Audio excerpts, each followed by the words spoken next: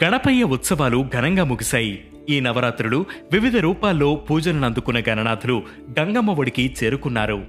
ఇక ప్రతి ఏటాలనే ఈసారి కూడా గణపయ్య మండపంతో పాటు లడ్డూ కూడా ప్రత్యేకంగా నిలిచింది. తెలుగు రాష్ట్రాలలో ముఖ్యంగా హైదరాబాద్లో ఈ లడ్డూ వేలం హవా మామూలుగా ఉండదు. ఈసారి బాలాపూర్ గణేష్ లడ్డు 30,100,000 రూపాయలకు పలికింది. ఇక బండ్లగూడకు చెందిన రిచ్మండ్ విల్లాస్లో వినాయక లడ్డు అయితే 1,87,00,000 రూపాయలు పలికింది.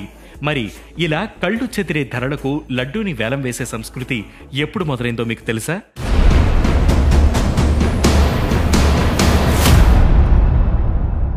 గణపయ్య లడ్డూను వేలం వేసే సంస్కృతి ఎప్పుడు మొదలైందో తెలుసుకునే ముందు అసలు లంబోదరుడికి లడ్డూకి ఉన్న లింక్ ఏంటో తెలుసుకుందాం. గణపయ్యకు లడ్డూకి ఉన్న అనుబంధం ఇప్పటిది కాదు.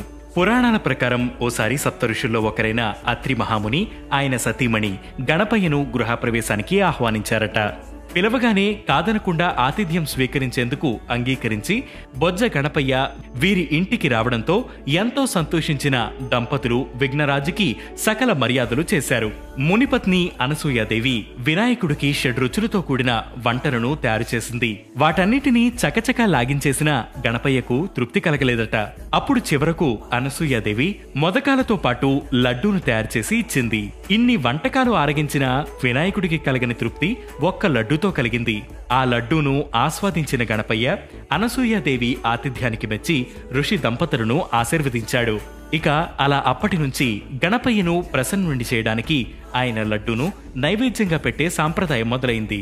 ఇక వేలం సంస్కృతికి హైదరాబాద్లోని బాలాపూర్ గణేష్ నిర్వాహకులు నాంది పలికారు. ప్రతి ఏటా గణపయ్య కోసం పెట్టే లడ్డూను 9వ రోజో లేక 10వ రోజుకో కొందరు తస్కరించేవారట. ఇక దీనికి చెక్ పెడుతూ కట్టుదిట్టమైన భద్రత మధ్య తొలిసారిగా 1994లో వేలం నిర్వహించారు. అలా తొలిసారి నిర్వహించిన వేలంలో 450 రూపాయలకి కోలన్ మోహన్ రెడ్డి అనే రైతు దక్కించుకున్నారు. అలా క్రమంగా లడ్డు వేలం సంస్కృతి మొదలైంది. ఇక ఇతర గణపతి మండపాలకు ఈ వేలం సంస్కృతి విస్తరించింది. అలా వేలంలో వచ్చిన డబ్బును కొందరు వచ్చే ఏడాది గణపతి ఏర్పాట్లకు వినియోగిస్తే మరికొందరు ఆ మొత్తాన్ని అన్నదానం, అభివృద్ధి కార్యక్రమాలకు ఉపయోగిస్తుంటారు.